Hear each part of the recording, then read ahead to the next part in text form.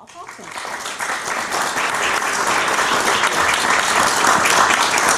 I'm really excited to be here in Cincinnati and with you guys this morning, so I hope to be helpful to you in your careers and your development and whatever you'd like to know or talk about. But first, I'm excited to hear you play, so we have a couple people that are going to do that.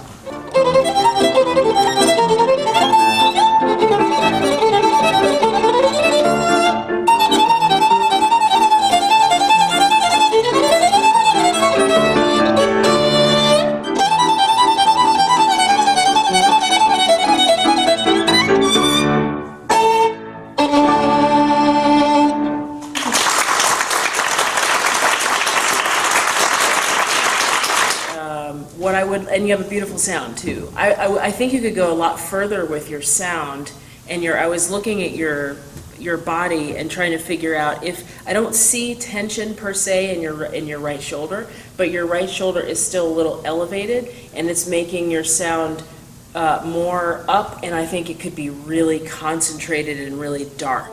Let me hear the first the G string passage, and let me just see what you're doing. Okay, so it's not about pressing. You don't want to do this kind of a sound, but do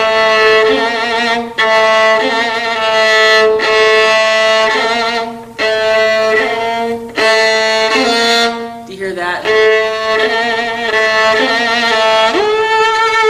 Warmed up to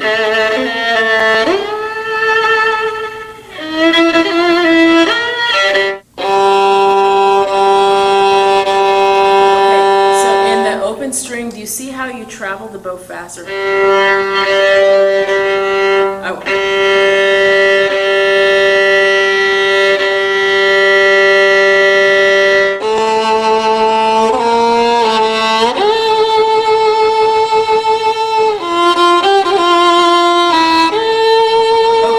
that is a much more concentrated sound. That's the sound that you want to use in that kind of pass.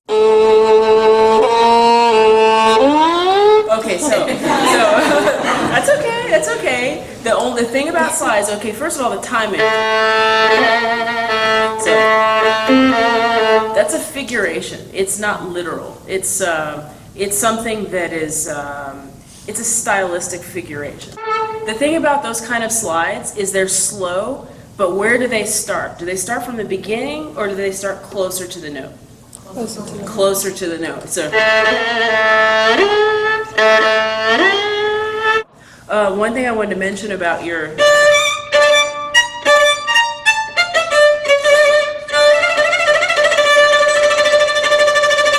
I'd love to see you develop the one place. So let's hear that one more time.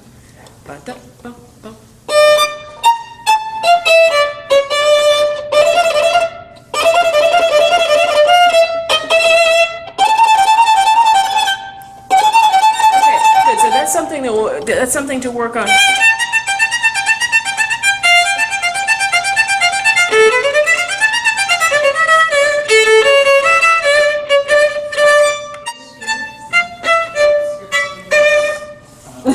Fingers. So to develop spiccato, the thing that we really have to start to develop is the flexibility of the fingers. And one of the best ways to do that is collé. You know what collé is? Yeah. So that is actually it doesn't seem like it, but it's the ground foundational of spiccato. And what is collé? Collé is when you put the bow on the string and then you do that thing that you were doing really well. But you do it only with your fingers. Nothing else should move. And then slowly.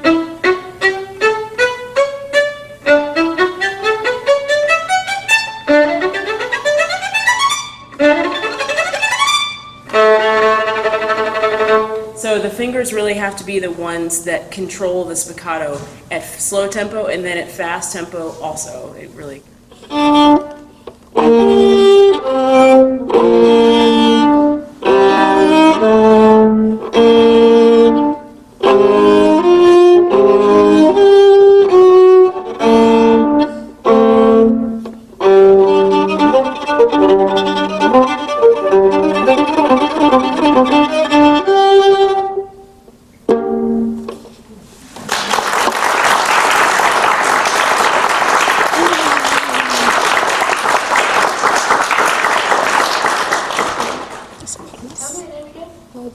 Mayerson.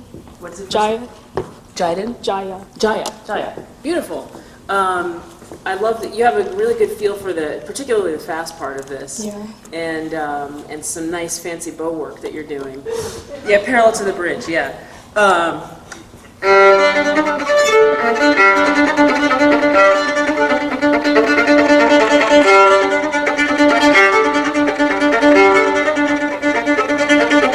I can't play the rest of it because I don't have the C string. Yeah. But so I think, okay, one of the first things that I notice is you have such a sense of this music and you play it well, but your sound is like it's very small, and it could be a lot bigger. And you have the wherewithal to do that. So one of the things I want you to do is pull the bow into a better sounding point and really practice in front of a mirror to get it parallel, so that you can really work on your sounding point. This piece reminds me, it's very Bach-like, because there's two things, there are multiple lines going on, and you don't play them all equally. Some people think that with Bach you play it all. It's like, no, he was an organist. He had all of these registrations and all of these keyboards, and his mind thought contrapuntally, and there are all these lines. There's a bass line, there's the main melody, and I think the same is so true here. So I personally would go to town a lot more on some of the emphasis of those divergent lines.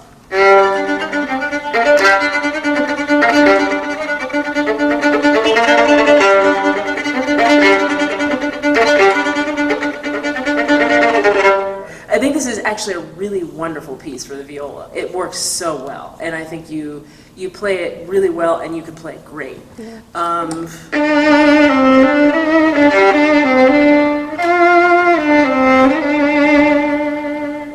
I mean, take us somewhere with that. It's almost like a spiritual, that voice. It's a very lonesome, expressive.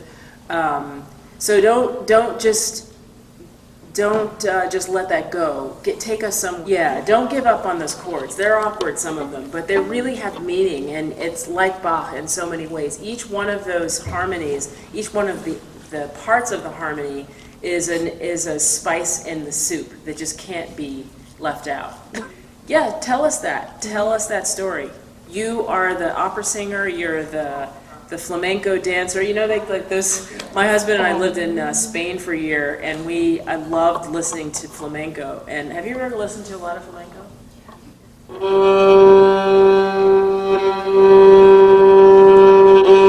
Okay, and the thing that I would hear is that there's a peak to there should be a peak to the phrase, right? Mm-hmm. You have to do that with your bow.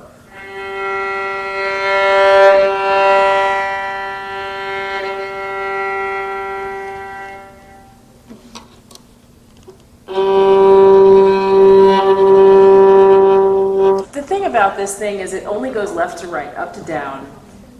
It seems quite binary, but it's not. We have to become the breath of the music. We have to breathe life into it. We have to pretend that it's not just up and down all the time, so.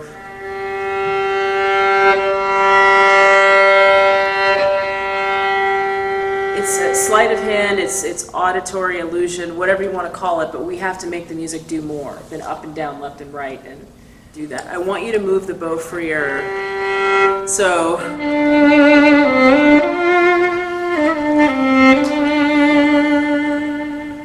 Okay, that's something for you to practice at home.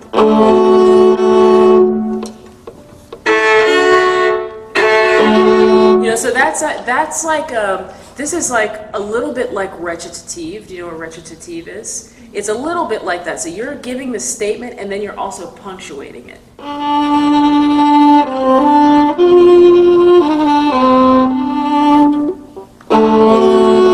Nice. And generally speaking, string players, we don't want to contort the hand. You don't want to do a bunch of things that change the shape of the hand because it leads to very unstable intonation. But for fifths, that's kind of the...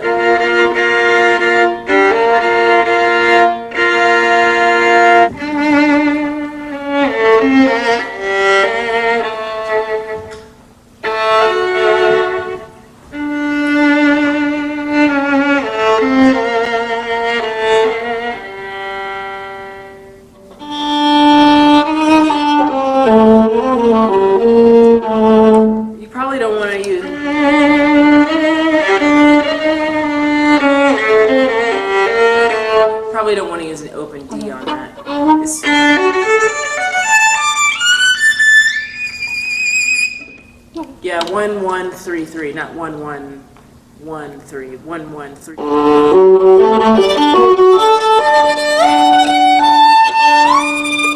Yes, there you go. That's much easier than trying to, than trying to find a fourth finger vibrato up there. So, beautiful, Jaya. Thank you very much. Really nice.